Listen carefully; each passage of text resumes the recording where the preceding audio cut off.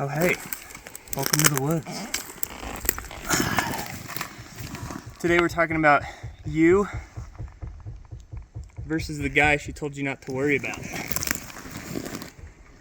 We got the Alice pack versus the Chinese version. Let's go. This is a Chinese version of an old classic of the US military, which is the Alice pack. It's designed for rucking, as well as, you know, just traversing, carrying a bunch of crap to where you need to go. And it has been very good at doing that, the Alice pack has.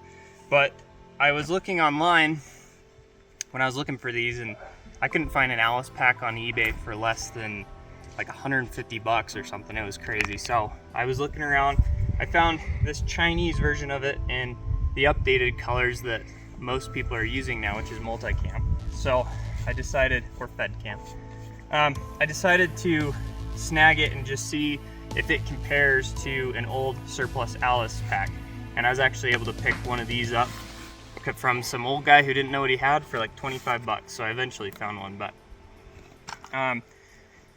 anyway, kind of the main key features are this is like, I feel like they did some smart things about this. They took the overall design of the Alice pack and they added a couple features that improve on it and I think are better.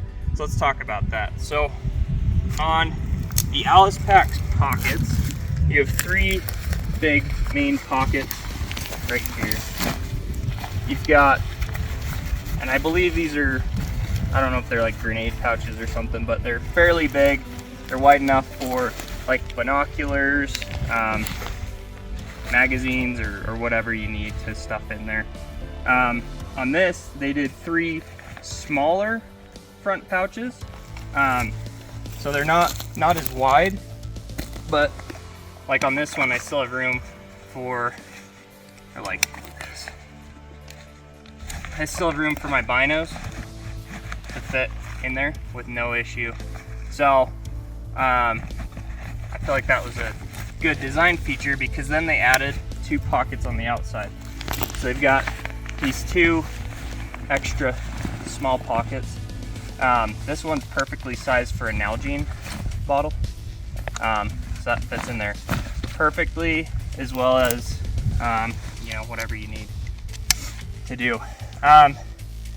One thing that is different though on the original Alice pack is they do have these pockets at the top that look like they're for magazines, radios, that kind of thing. They're, I think, a useful feature, but I also understand why they didn't include them on the Chinese version, because when you cinch this up tight, they kind of bend backwards. And so pros and cons to that. Pros are if you have something like a magazine in there, it can kind of keep it like more sturdier. And but a con would be like if you had something that was a little bit flimsier, that would like tighten it up and might break it, whatever you had in there. So I have here on the side a saw pouch with a US surplus saw pouch with 6 mags in it. It'll take, each of these will take 3 on either side, as well as you can do 3 in a Nalgene. They fit really well. AKMAX as well work in there, as well as obviously they're made for the saw, which I don't have. And then on this, they have the similar thing over here as well as this. So it was carried over into this design. I think it's a good feature. It fits those saw pouches perfectly, which if you're doing a sustainment loadout with a rucksack, you probably want enough magazines to carry into a fight, because as civilians, we don't have the luxury of being resupplied unless we have battlefield pickups. So if you are actually ever having to ruck, which I don't think I'll ever have to, but if I ever do have to ruck, I'm gonna need to pack in all the ammo that I can use. So that is where this feature was really good on the original. I honestly don't know why they designed this. It looks like you could fit like a tool or something in there, secure some stuff. Looks like a shovel or something like that would fit really well. And I think that's really smart. I think it was a good design overall. Moving to the back, one thing that they did better on the Alice than on this upgraded pack is this hip strap or waist strap. This is like pretty solid. Little metal buckle that they got on this. They did kind of like a little plasticky one on this one, which I think works. I don't think you need a super secure waist strap. I haven't found that, like, this tightens down to what you need it to do, but it definitely was like I think like a cost saving thing. They could have done something, but it is more comfortable than having like a metal buckle rubbing on your gut or something like that. One upgrade to this from the original is these quick. So this is a quick deploy strap, or to get or a cutaway strap basically, to get the pack off you whenever you need to just drop it and get down. The way it works is you pop that off, and then I'm gonna get in here. On this one, so you pop that off, that exposes this, you pinch that, and it goes through and releases your strap, your shoulder strap. And that's how you get it back in, like that.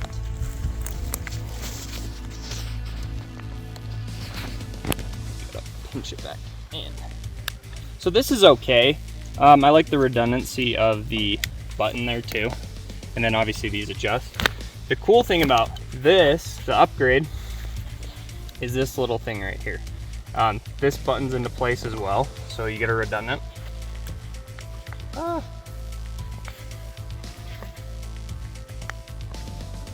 Hit the little button in. Boom. Okay, so all you need to do for this though is pull on that. Boom. So it's a little bit more, I think, quicker and easier to use than that. You just give it a nice little pull. The way this goes back in, works like that. It's got this little system. Boom. And once again, the buttons that are super tough. So, oh, what's it? Doggo? Yeah, you coming to help us? Okay. Wrecking with the dog.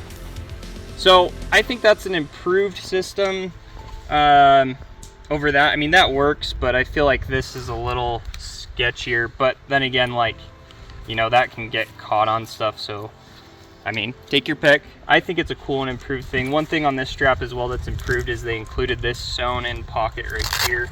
I keep a Leatherman in here, as well as a little pocket knife. So I think that's a little improvement, small little thing that that makes me think that they didn't just do a Chinese copy, that they actually like put some thought into this. So I think somebody stateside probably designed it and then sourced it out overseas and then got back to us. So I'm not aware of if there's any other more expensive ones out there done by other companies, but that's kind of where we're at on that. And then this also has a nice little handle on top, whereas this doesn't. So it makes it easier for like moving it around. Yeah, so I think overall, I think the old Alice was a great design. I think this new Chinese version might be a little bit better, but I think either way, they're both really good options. Some of a big thing on these older ones is you obviously have to source it from somebody that used it a lot. Most of these were built in the 70s, 80s, 90s, early 2000s. So back when we were using Ranger Green. So it's all this stuff's gonna be a little bit older elastic, older kind of material. So you might have a little bit of an issue there. Now I haven't shined a light on this under NODS to see if it's IR compliant. I highly doubt that it is. It was about 150 bucks to get this, and I'll link it in the description, but that's not IR compliant either, so I don't think it's anything to worry about on that. And honestly, like, if you're getting shined in the back or on the side or something like that, you're a pretty big profile when you got a big rucksack on anyway, so I don't think that's a super big deal to a lot of people, but it could be, I don't know. But anyway, that was it, just a quick little, I've been using this for a while and I've hiked around with it. I like this a lot. I I like the Alice too. It's just, there's just, you know, a little bit older feature design, a little bit upgraded on this. Obviously you can find these for cheaper. I found them on eBay for around 60 to 100 to 120, somewhere in that range now. So yeah, I mean, it's definitely a solid little pack. And make sure when you do get these, if you want it for like rucking and traveling any sort of distance, you want the metal frame one, and this one is the large metal frame, which I think is the best option for sustainment. So cool guys, thanks for tuning in.